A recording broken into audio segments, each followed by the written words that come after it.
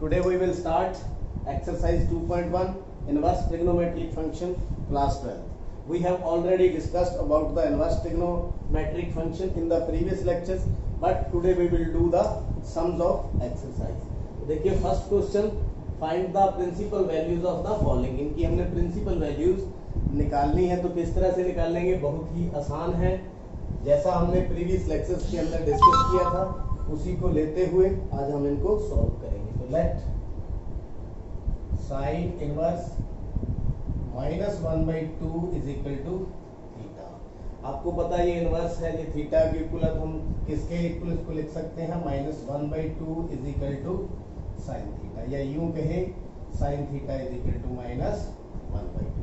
तब रिकॉल करें previous classes के अंदर जो 1/2 है वो किसके इक्वल होता था, पाई बाई कितने पर, 6 पर, यानी 30 डिग्री के ऊपर ये होता था। तो हम यहाँ पर इसको रिप्लेस कर देंगे, sine theta is equal to minus sine pi by 6, minus sine pi by 6। 1/2 को हमने ऐसे लिख लिया। तो आगे देखिए, आपको ये भी मालूम है साइन माइनस थीटा किसके बराबर होता है, माइनस साइन थीटा। तो माइनस साइन थीटा को हम क्या लिख सकते हैं, sine minus theta means sine minus pi by 6। तो इसकी जो प्रिंसिपल ब्रांच वैल्यू है, जो साइन इनवर्स फंक्शन की प्रिंसिपल जो ब्रांच वैल्यू है इसकी, वो कितनी है, -π/2 से π/2। तो आप देखिए क्या यह है -π/6 इनके बीच में है, बिल्कुल है, इसके बीच में बिल्कुल है। तो यहाँ पर डायरेक्ट आंसर हमारा कितना हुआ, यानी साइन इनवर्स -1/2 किसके बराबर आ गया, थीटा के, और थीटा हमारे पास कितना है, -π/6। तो ये इसकी प्रिंसिपल ब्रांच वैल्यू है। अगर आपको ये नहीं समझ आया तो +1 में आपको वापस लेके जाता हूँ। आप वैसे ऐसे भी निकाल सकते हैं इसको, if sin x is equal to sin y, this implies x is equal to n π plus -1 की power n into y। n क्या है, यहाँ पर कोई भी एक इंटीजर है। तो हमारे पास क्वेश्चन क्या है, sine theta is equal to sine -π/6, -π/6। तो यहाँ हम पुट करके देखते हैं, तो theta is equal to n π plus -1 की पावर n, और y की जगह कितना आ जाएगा, -π/6। तो ये ऑल वैल्यूज हमारे पास आ चुकी हैं। n की वैल्यू कुछ भी हो सकती है। अगर 0 लें तो थीटा कितना आ जाएगा, 0 प्लस -1 की power 0 minus π/6 is equal to -π/6। अगर n को 1 लें तो थीटा कितना आ जाएगा, यहाँ पर pi plus -1 minus π/6 means pi plus π/6 that is equal to 7π/6।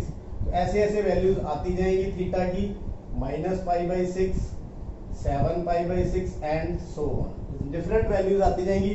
लेकिन हमने कौन सी लेनी है, प्रिंसिपल वैल्यू। तो प्रिंसिपल वैल्यू कौन सी होती है, जो -π/2 और π/2 के बीच में हो। इनवर्स ट्रिग्नोमेट्रिक फंक्शंस के अंदर हम पढ़ चुके हैं। तो इसलिए आंसर क्या है, थीटा इज इक्वल टू -π/6। तो ये देखिए, अगर आपको डायरेक्ट आंसर पता है तो आप ऐसे निकाल सकते हैं, नहीं आपको पता तो आप ऐसे निकाल सकते हैं। अब आगे चलते हैं, कॉस इनवर्स √3/2, कॉस इनवर्स √3/2। तो देखिए इसको भी let theta is equal to cos inverse √3/2। तो इस तरह साइड लें, cos theta is equal to √3/2। तो √3/2 कब होता है, कॉस थीटा, तो कॉस π/6 कितना, π/6 होता है। तो यहां से देखिए, तो थीटा की वैल्यू कितनी आ गई, π/6। तो इसकी जो रेंज क्या है प्रिंसिपल ब्रांच वैल्यू की, तो range of principal branch value कितनी है कॉस की, 0 और पाई की। किसकी, कॉस इनवर्स एक्स की हम बात कर रहे हैं। इसकी जो रेंज है 0 से पाई है, तो क्या पाई बाई 6 इसके अंदर लाई कर रहा है, बिल्कुल लाई कर रहा है। तो हमारा आंसर क्या है, theta is equal to pi by 6, that is the answer. तो फिर हम दूसरी तरह बात करें, अगर आपको ऐसे भूल जाते हो किसी कारणवश, दूसरा मेथड जो आपको +1 के अंदर किया हुआ है आपने, उस पर भी डिस्कस कर लेते हैं। तो if cos x is equal to cos y, this implies x is equal to 2n pi plus minus y। तो ये था हमारे पास।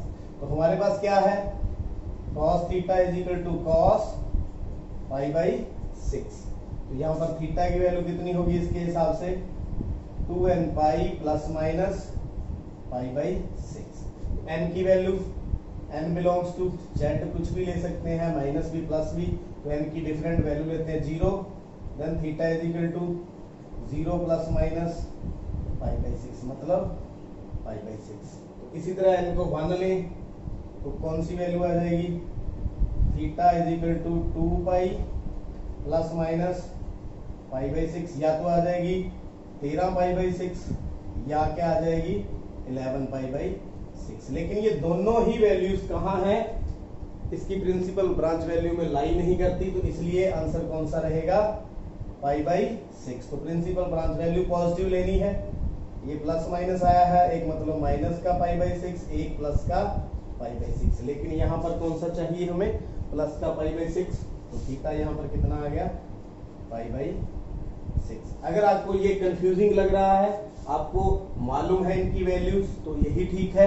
लेकिन अगर नहीं मालूम तो ये इसका डायरेक्ट फार्मूला +1 में कर चुके हो, इस तरह से भी निकाल सकते हैं। आंसर कौन सा लेना है, जो इसकी ब्रांच वैल्यू के अंदर। Next question, third and fourth, find the principal values. उसी तरह से करेंगे। Let theta is equal to cosecant inverse 2, this implies cosecant theta is equal to 2, और cosecant theta 2 किसके बराबर होता है, जब देखिए sin 1/2 किसके इक्वल होता है, sin pi by 6 is equal to 1/2।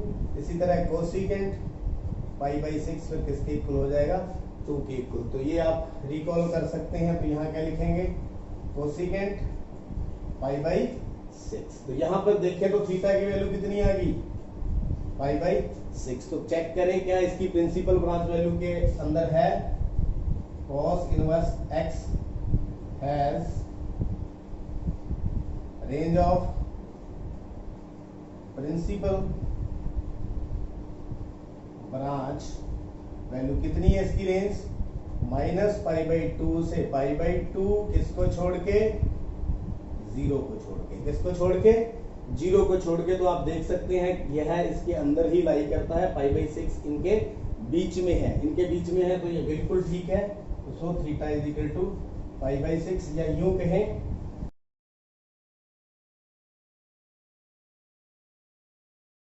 2 is equal to pi by 6। This is the principal value of this inverse function। आगे चलते हैं फोर्थ। तो let theta is equal to tangent inverse minus under root 3। तो this implies tangent theta is equal to minus under root 3। तो tangent theta under root 3 कब होता है, पहले हम अंडर रूट 3 कब होता है, कब, जब टेंजेंट पाई बाई क्या हो 3, क्या हो पाई बाई 3, यानी कि टेंजेंट 60 डिग्री होता है। तो माइनस टेंजेंट पाई बाई 3। तो इसकी जगह पर हमने इसको क्या कर लिया, चेंज कर लिया। तो देखिए minus tangent theta tangent minus theta के इक्वल भी होता है, आप देख सकते हैं ये भी होता है। तो माइनस को अंदर ले जाते हैं, tangent theta is equal to tangent minus pi by 3। तो दिस इंप्लाइज थीटा किसके बराबर आ गया, माइनस पाई बाई 3 के। तो प्रिंसिपल ब्रांच वैल्यू कितनी है इसकी, principal branch value of tangent inverse x is equal to minus pi by 2 से पाई बाई 2। तो क्या यह है इसके अंदर है? बिल्कुल अंदर है। माइनस पाई बाई 3 इसी के अंदर लाई कर रहा है। It means theta is equal to minus pi by 3 answer. या यूं कहें tangent inverse minus under root 3 is equal to minus pi by 3, that is the answer. उम्मीद है ये आपको समझ आ चुकी है। नेक्स्ट क्वेश्चन है fifth question, cos inverse minus 1/2। इसकी भी हमने प्रिंसिपल वैल्यू निकाल ली है। तो देखिए let theta is equal to cos inverse minus 1/2। तो this implies cos theta is equal to minus 1/2। तो cos 1/2, तो यहां से देखिए जो cos थीटा होता है वो 1/2 कब होता है, पहले हम ये देख लें।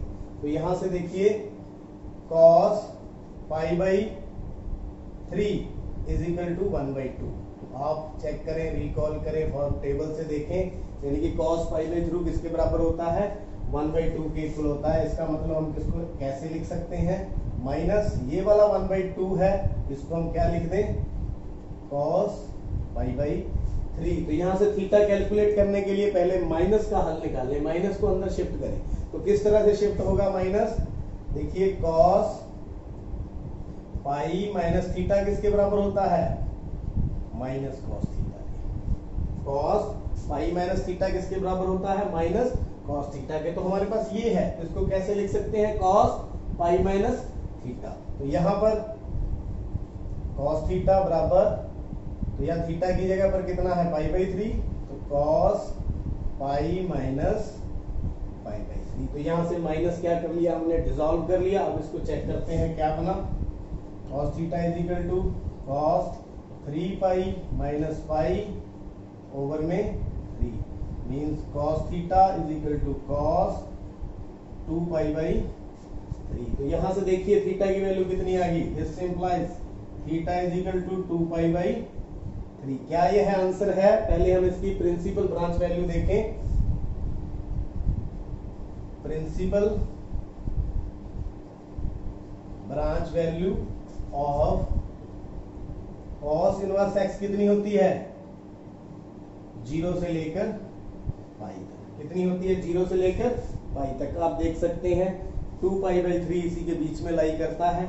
0 से ये ज्यादा है और पाई से ये है कम है। तो बिल्कुल सही है आंसर। तो थीटा हमारे पास 2 pi by 3, that is the answer. या यूं कह सकते हो cos inverse minus 1/2 that is equal to 2 pi by 3 answer.